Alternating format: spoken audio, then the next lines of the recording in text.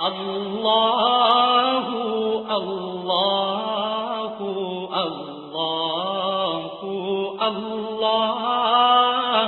اللہ اللہ۔ الحمدللہ رب العالمین، الصلاۃ والسلام علی سید الانبیاء والمرسلین وعلی آلہ واصحابہ اجمعین، اما بعد، اعوذ باللہ من الشیطان الرجیم، بسم اللہ الرحمن الرحیم۔ آج رمضان المبارک کی 10 تاریخ ہے۔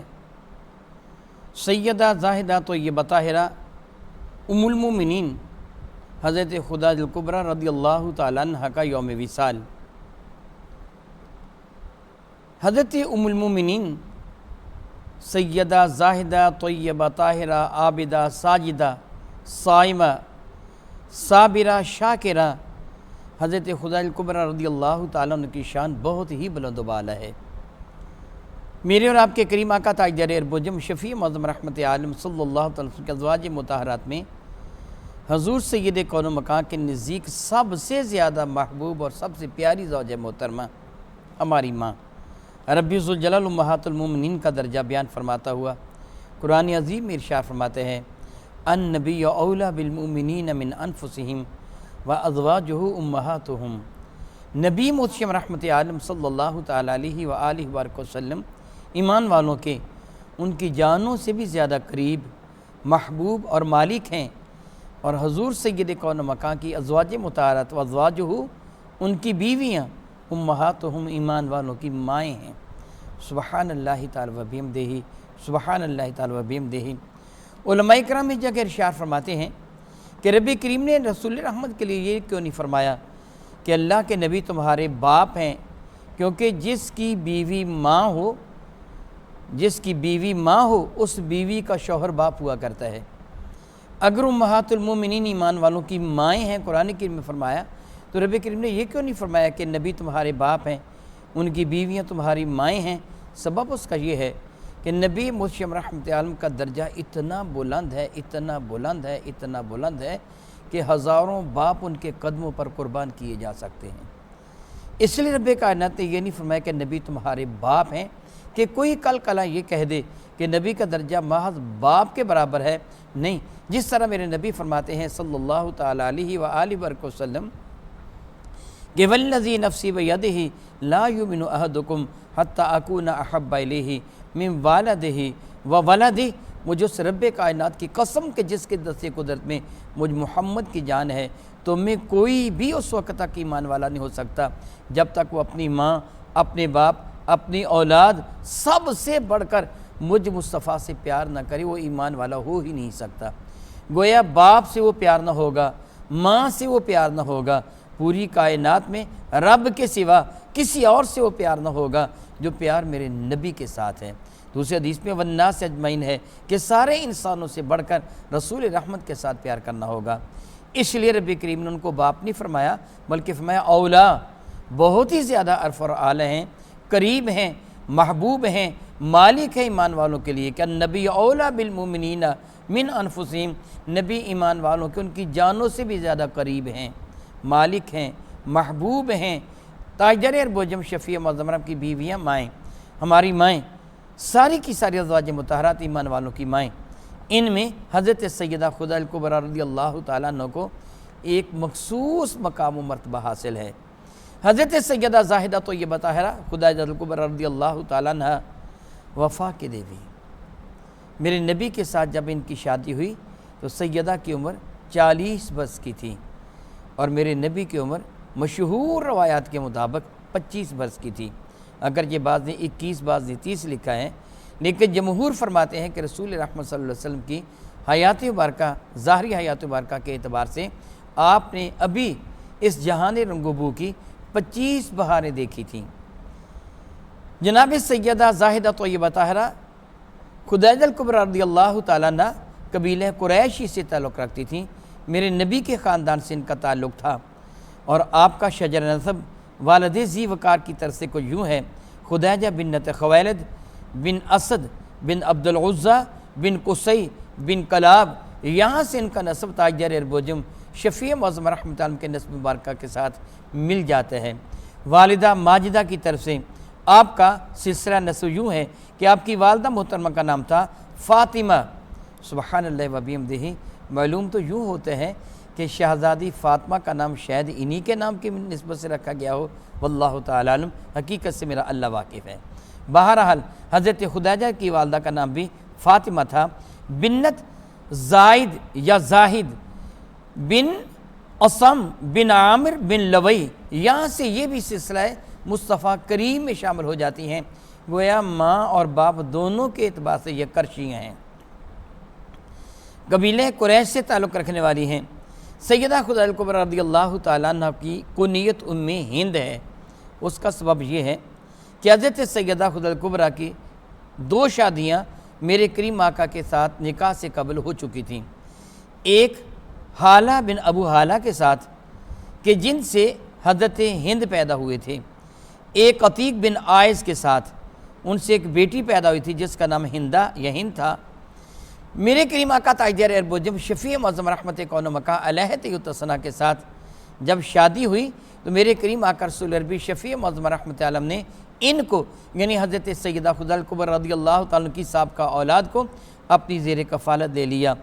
میرے کریم آقا تاجدار اربوجم شفیع معظم رحمت کی ساری اولاد سوائے حضرت سیدنا ابراہیم کے میرے کریم آقا رسول عربی شفیع معظم رحمت کی اسی زوجہ محترمہ حضرت سیدہ خدیجہ کبریٰ کے شکم انور سے پیدا ہوئی۔ میرے کریم آقا رسول عربی شفیع معظم رحمت کے 3 شہزادے حضرت سیدنا قاسم، جن کی وجہ سے رسول رحمت کی کنیت قاسم تھی، حضرت سیدنا ہند بن ابی حالہ، سبحان اللہ، امام حسن و ان کو ماموں کہا کرتے تھے، اور ہند بن ابی حالہ رسول مرشد رحمت عالم کا حلیہ مبارکہ بڑی ہی محبت کے ساتھ، بڑی ہی نفاست کے ساتھ، بڑے ہی شوق کے ساتھ بیان کیا کرتے تھے، جس طرح کہتے کہ مزے لے لے کر بیان کرنا، نگاہ مقدس میں رسول مرشد کے روئے زیبا کو لا کر ان کی ایک ایک میرے کریم آقا کے عادت مبارکہ، رسول مرشد کے عضو مبارکہ کا نہایت حسین پیرا میں تذکرہ کرنا۔ امام حسن علی مقام رضی اللہ تعالیٰ عنہ عموماً ان سے فرمایا کرتے تھے، ماموں رسول رحمت صلی اللہ علیہ وسلم کے حالات مبارکہ تاجدار اربوجم شفیع معظم رحمت اللہ کی شکل و صورت کے بارے میں بتائیے۔ دراصل محبت کا تقاضا تھا، اسی بنا پہ حضرت سیدہ خدیجہ کبریٰ رضی اللہ تعالیٰ عنہ ام ہند کہلواتی تھیں۔ میرے کریم آقا ابو القاسم کہلواتے تھے حضرت قاسم کی وجہ سے۔ میرے کریم آقا کے دوسرے شہزادے حضرت سیدنا عبداللہ، وہ بھی سیدہ خدیجہ کبریٰ رضی اللہ تعالیٰ سے پیدا ہوئے۔ ان حضرت سیدنا عبداللہ کے القاب میں طیب اور طاہر یہ الفاظ شامل تھے۔ بعض نے کہا کہ طیب اور طاہر دوسرے بیٹے تھے، لیکن جمہور فرماتے نہیں، حضرت قاسم کی جو لقب ہیں ان کی صفات عالیہ طیب اور طاہر انہی کو کہا جاتا تھا۔ میرے کریم آقا رسول عربی کے تیسرے شہزادے جو مدینہ طیبہ میں تشریف فرما ہونے کے بعد ان کی ولادت کے بعد سعادت ہوئی، سیدہ ماریہ قبطیہ کے شکم انور سے تھے، ان کا نام حضرت ابراہیم تھا۔ حضرت سیدنا قاسم میرے کریم آقا رسول عربی شفیع معظم رحمت کے سب سے بڑے شہزادے ہیں۔ پھر میرے نبی کی شہزادیاں سیدہ زینب،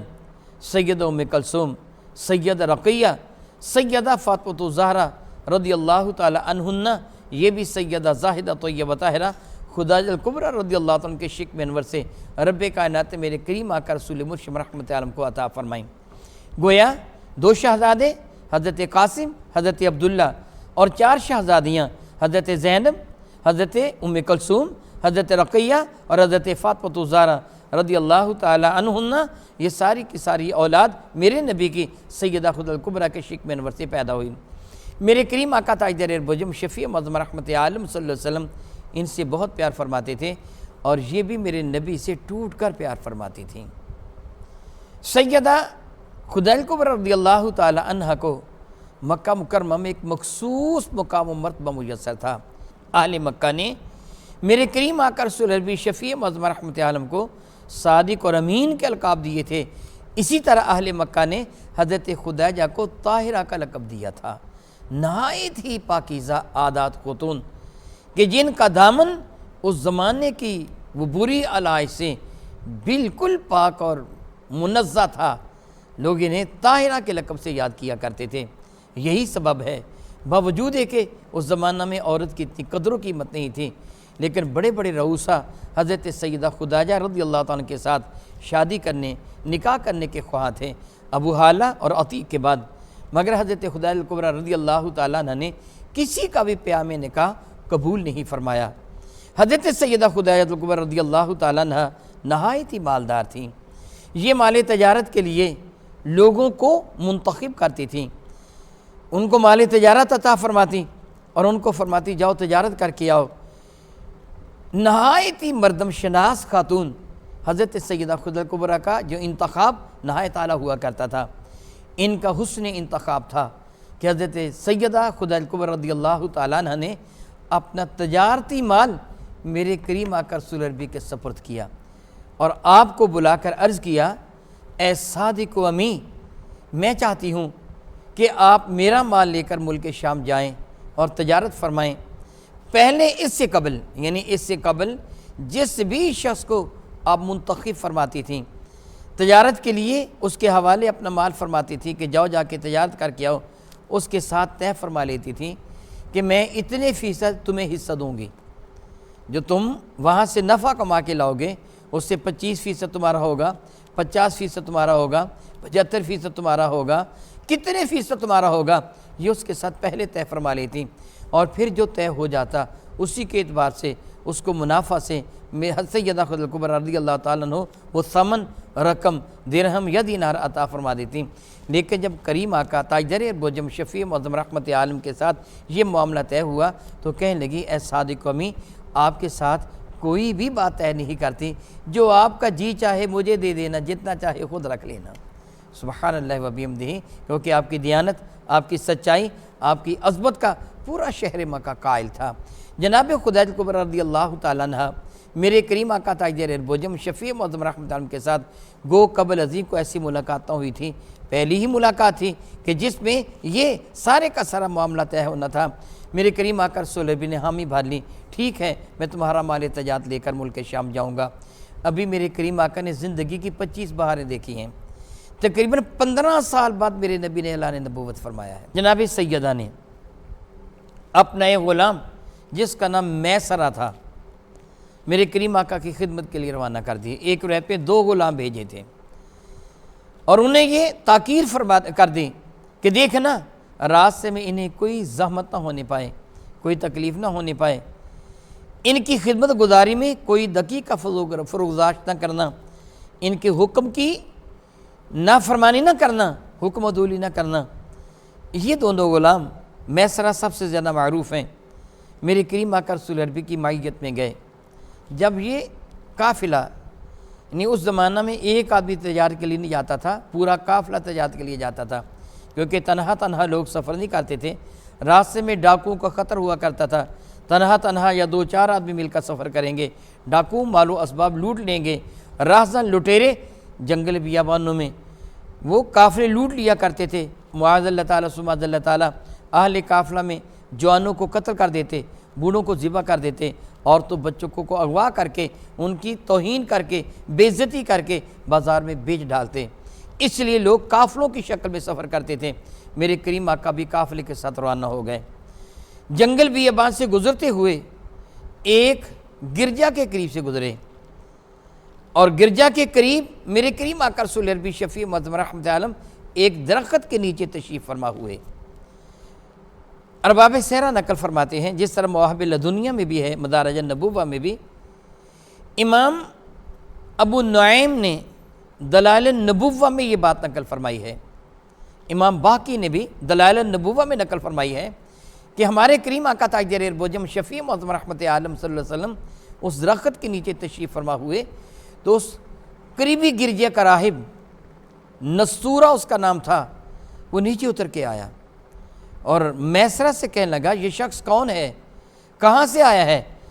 میسرہ نے بتایا ان کا نام محمد ہے صلی اللہ تعالیٰ علیہ حبیب ہدایہ من ابدا، لوگ ان کو صادق اور امین کہتے ہیں، قریش کی شاخ بنو ہاشم سے ان کا تعلق ہے، تہامہ کے علاقہ سے آئے ہیں، یعنی وادی مکہ سے۔ تو نستورہ کہنے لگا اس درخت کے نیچے نبی کے سوا کوئی نہیں بیٹھتا۔ اور دوسری روایت پہ یہ ہے کہ سورہ نے کہا کہ عیسیٰ علیہ السلام کے بعد کوئی بھی شخص اس درخت کے نیچے نہیں بیٹھا، میں یقین کے ساتھ کہہ سکتا ہوں یہ اللہ کا نبی ہے۔ ایک روایت پہ یہ ہے وہ درخت قدرے سوکھا ہوا تھا، جب میرے کریم آقا تشریف فرما ہوئے تو وہ درخت سرسبز و شاداب ہو گیا۔ اس بنا پہ وہ نصورہ اتر کے آیا تھا۔ حقیقت حال سے میرا اللہ واقف ہے، واللہ تعالی عالم۔ یہ قافلہ ملک شام میں روانہ ہوا۔ میرے نبی کریم شفیع معظم رحمت کون و مکان کے وسیلہ سے سارے قافلہ نے اتنا نفع حاصل کیا کہ آج تک کبھی بھی تجارت میں اتنا نفع ان کو میسر نہیں آیا تھا۔ خوب نفع کما کے جب یہ قافلہ واپس لوٹا تو یہ میسرہ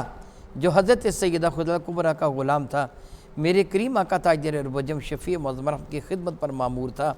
یہ پورے رات سے میرے کریم آقا کو ملاحظہ کرتا گیا، واچ کرتا گیا کہ ان کی عادتیں کیسی ہیں، خصلتیں کیسی ہیں۔ میرے نبی کا ان غلاموں کے ساتھ، نوکروں کے ساتھ رویہ اتنا فراخ دلانہ تھا کہ دل جیت لیتے تھے، قطعاً نہ تنگ کرتے تھے، نہ جھڑکتے تھے۔ اور اس سے یہ بھی دیکھا بارہا ایسے ہوا کہ جنگل بیابان میں بادل نے میرے نبی پر مسلسل سایہ کیے رکھا، جدھر میرے نبی تشریف لے جاتے بادل ادھر ہی چلا جاتا۔ اور پھر بارہا یہ دیکھا، حافظ ابو نعیم نقل فرماتے ہیں کہ وہ فرشتے تھے، یعنی پرندوں کو دیکھا کہ رسول رحمت پر سایہ کر رہے ہیں، نقل فرماتے ہیں حقیقت میں وہ فرشتے تھے۔ اور جب یہ قافلہ مکہ مکرمہ واپس آیا تو اس وقت حضرت سیدہ خدیجہ کبریٰ رضی اللہ تعالیٰ عنہا اپنے بالا خانہ میں، چوبارے میں، جو دوسری منزل ہوتی ہے اس کو چوبارہ بالا خانہ کہتے ہیں، بالا خانہ میں بیٹھیں، ملک شام کی طرف آنے والے اس قافلے کو دیکھ رہی تھیں، کیونکہ آپ کو پتہ چل گیا تھا وہ قافلہ ملک شام سے واپس جو آ رہا ہے اب مکہ مکرمہ پہ پہنچنے والا ہے۔ حضرت سیدہ خدیجہ نے ایک عجیب منظر دیکھا، مدارج نبوہ اور اسی طرح مواہب لدنیہ میں، اسی طرح حافظ ابو نعیم دلائل النبوہ میں، یوں ہی امام باقی نقل فرماتے ہیں کہ حضرت خدیجہ نے کیا دیکھا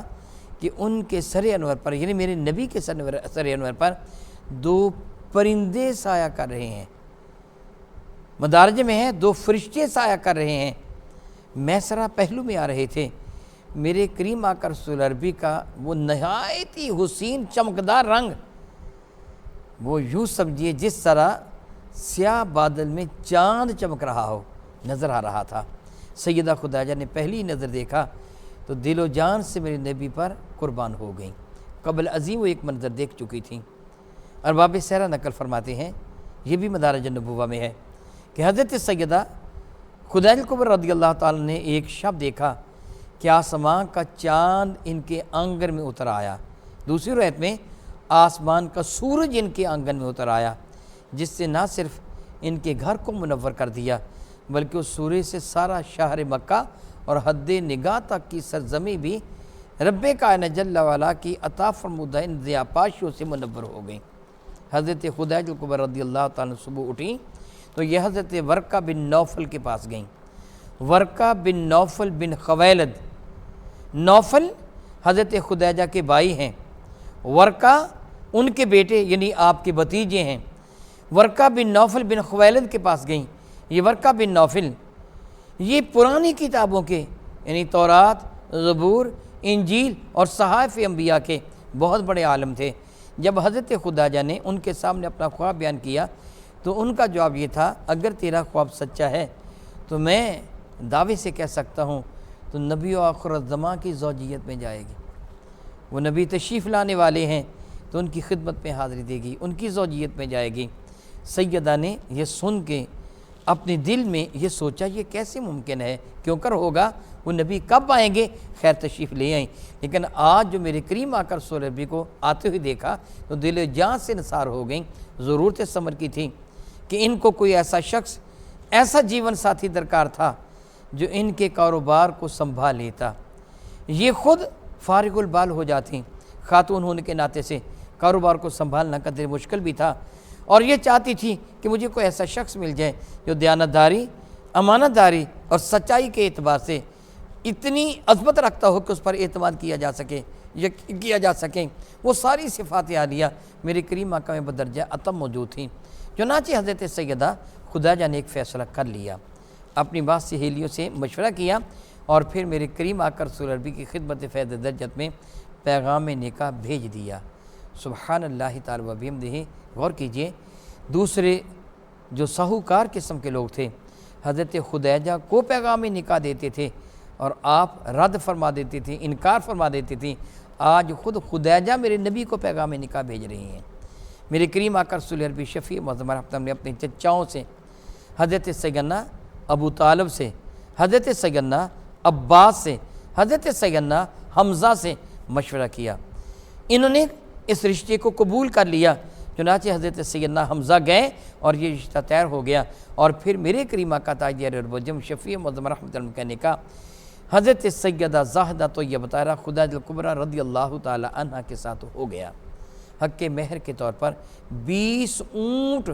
حضرت جناب خدیجہ الکبریٰ رضی اللہ تعالیٰ عنہ، یا اتنا سرمایہ جس سے 20 اونٹ خریدے جا سکتے ہیں، یہ حضرت خدیجہ الکبریٰ کا حق مہر تھا۔ شادی کے بعد حضرت خدیجہ الکبریٰ نے اپنے سارا کا سارا مال میرے کریم آقا رسول عربی کی خدمت فیض درجت میں پیش کر دیا، اپنے غلاموں کو آزاد کر دیا، اپنے ایک محبوب غلام زید بن حارثہ یہ بارگاہ رسالت مآب صلی اللہ علیہ وسلم میں پیش کر دیا۔ میرے کریم آقا رسول عربی نے اپنی شان کریمی سے کام لیتے ہوئے حضرت خدیجہ کا سارا مال اللہ کی رضا کی خاطر اللہ کی راہ میں خرچ کر دیا۔ اے رب کائنات جل وعلا تو بے شمار رحمت نازل فرما۔ میری ماں، سب ایمان والوں کی ماں حضرت سیدہ زاہدہ طیبہ طاہرہ خدیجہ الکبریٰ رضی اللہ تعالی عنہ پر کہ آپ نے ذرا برابر بھی اعتراض نہیں کیا کہ یا رسول اللہ علیہ السلام، میں تو دولت مند تھی، میں دولت مند آپ کی خدمت میں حاضر ہوئی، وہ ساری کی ساری دولت میں نے آپ کی خدمت میں پیش کر دی، بجائے اس کے کافی سے تجارت فرما کر دولت میں مزید اضافہ کرتے، آپ نے کیا کیا؟ ساری دولت اللہ کی راہ میں خرچ کر دی۔ حضرت خدیجہ نے ایک مرتبہ بھی میرے کریم آقا کی خدمت میں یہ بات عرض نہ کی، بلکہ صابرہ شاکرہ اتنی عظمت والی تھیں کہ سوکھی روٹی پانی میں بھگو کر کھا لیتی اور اللہ تعالیٰ کا شکر ادا کر لیا کرتی تھیں۔ حضرت سیدہ خدیجہ الکبریٰ رضی اللہ تعالیٰ عنہ کی عظمت کا اندازہ اس بات سے بہت اچھی طرح ہو جاتا ہے۔ اس حدیث بارکہ کو جو میں اب عرض کرنے والا ہوں، امام بخاری رحمۃ اللہ تعالیٰ علیہ نے، امام مسلم نے صحیح بخاری اور صحیح مسلم میں نقل فرمایا کہ ایک دن کا ذکر ہے، میرے نبی تشریف فرما تھے، بارگاہ رسالت مآب میں جبریل امین حاضر ہوئے۔ یہ اعلان نبوت فرمانے کے بعد کی بات ہے۔ جبریل امین حاضر ہوئے اور آ کر عرض کیا، یا رسول اللہ صلی اللہ تعالی علیہ وسلم، حضرت خدیجہ آپ کی خدمت میں کھانا لے کے آ رہی ہیں، دسترخوان لے کے آ رہی ہیں، کھانے کی یا پینے کی شے وہ لے کے آ رہی ہیں۔ جب وہ آئیں، سبحان اللہ سبحان اللہ سبحان اللہ، جب وہ آئیں تو یا رسول اللہ ان کو میرے رب کا سلام بھی کہہ دینا، میرا سلام بھی کہہ دینا۔ ان سے فرمانا، خدیجہ تجھے جبریل بھی سلام عرض کرتے ہیں، تیرا رب بھی تجھے سلام فرماتا ہے۔ اللہ اکبر اللہ اکبر اللہ اکبر۔ اس کی عظمت کا اندازہ کون کر سکتا ہے جس کو رب سلام بھیجتا ہے، جس کو جبریل سلام عرض کرتے ہیں، اس کی عظمتوں کا اندازہ کون کر سکتا ہے۔ جب میرے کریم آقا تاجدار البجم شفیع معظم رحمت عالم نے اعلان نبوت فرمانا تھا تو تقریباً 6 ماہ قبل ہی میرے کریم آقا رسول عربی شفیع معظم رحمت عالم صلی اللہ علیہ وسلم نے کچھ علیحدہ زندگی بسر فرمانا شروع کر دی تھی۔ غار حرا میں تشریف لے جایا کرتے تھے۔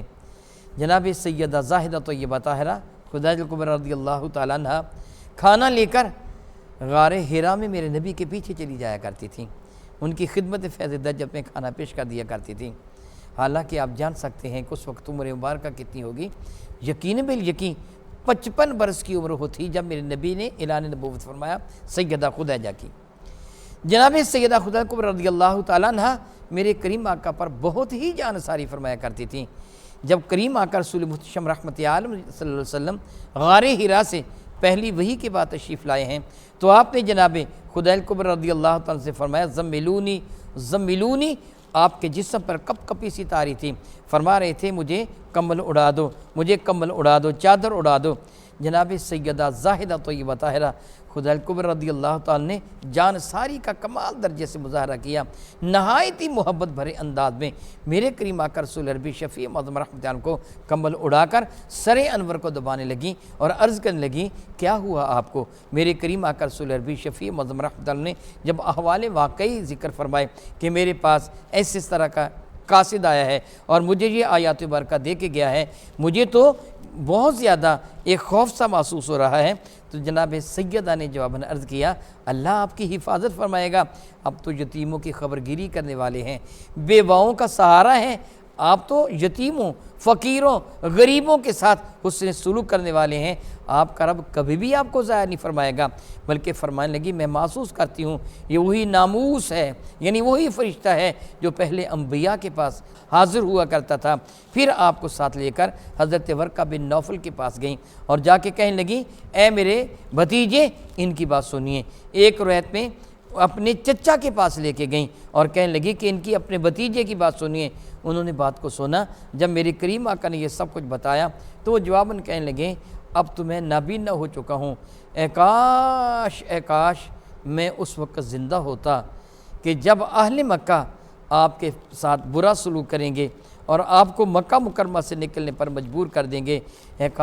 کاش میں زندہ ہوتا، میں آپ پر اپنی جان ساری کا مظاہرہ کرتا۔ میں آپ کو مبارکباد پیش کرتا ہوں، آپ اللہ کے نبی ہیں، آپ کے پاس تشریف لانے والا فرشتہ حضرت جبریل امی ہے، آپ کی قوم آپ کی مخالفت کرے گی۔ میرے کریم آقا تاجر اربوجم شفیع معظم رحمت کون و مکان علیہ طیب ثنا پر جناب خدیجہ کبریٰ تو اسی وقت ایمان لا چکی تھیں کہ جب میرے کریم آقا نے اپنا نبوت کا اظہار فرمایا تھا کہ میرے پاس جبریل آیا ہے اور یہ پیغام لے کے آیا ہے اقرأ باسم ربک الذی خلق، خدیجہ الکبریٰ نے اسی وقت کہہ دیا تھا وہ اللہ کا برگزیدہ فرشتہ ہے، آپ اللہ کے رسول ہیں۔ ورقہ بن نوفل نے مزید تصدیق کر دی اور میرے کریم آقا تاجر اربوجم شفیع معظم رحمت عالم پر حضرت خدیجہ الکبریٰ کے ساتھ ساتھ آپ کے گھر کے دیگر افراد یعنی حضرت سیدنا علی المرتضیٰ کرم اللہ وجہہ، حضرت سیدہ زینب، سیدہ رقیہ، سیدہ ام کلثوم، سیدہ فاطمہ الزہرا رضی اللہ تعالیٰ عنہن اور ساتھ ساتھ حضرت زید بن حارثہ، یہ سارے کے سارے ایمان لے آئے۔ حضرت سیدہ زاہدہ طیبہ طاہرہ خدیجہ الکبریٰ رضی اللہ تعالیٰ عنہ نے